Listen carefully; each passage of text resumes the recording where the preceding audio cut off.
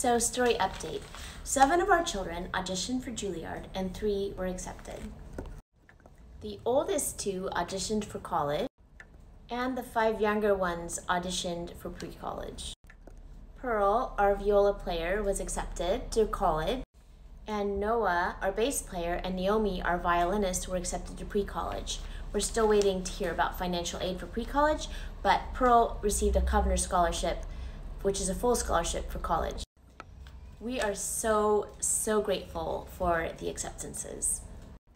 But perhaps the most surprising rejection was our 16-year-old cellist, Elijah.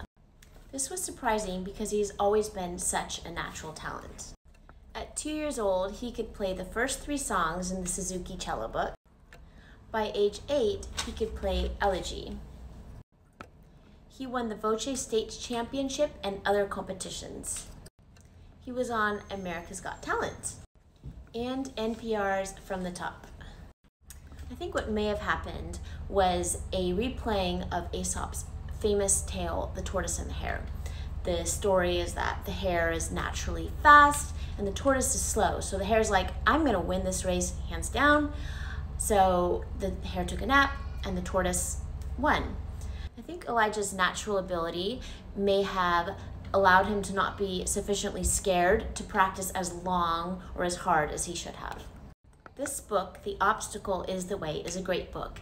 And in this book, it talks about how everyone from Thomas Edison to Abraham Lincoln suffered crushing defeats and were able to rise from that defeat and overcome what seemed impossible. A musical example of this is Augustin Hadalak, who's an amazing violinist, but he wasn't super serious about the violin. And then he suffered a burn injury, and after months in the hospital, amazingly, his hands were still able to work correctly, and he was really grateful for this, and he started to take the violin much more seriously and became a world-class violinist. We got to see him in person. He's amazing.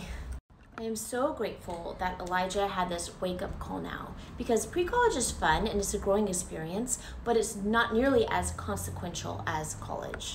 He loves music and wants to be a professional musician, so college auditions are going to be really important. Before the results, a lot of times he would just practice 2 hours, maybe not give it his best, and I tell him, hey, it's like the tortoise and the hare, you better keep going or you're not going to get in.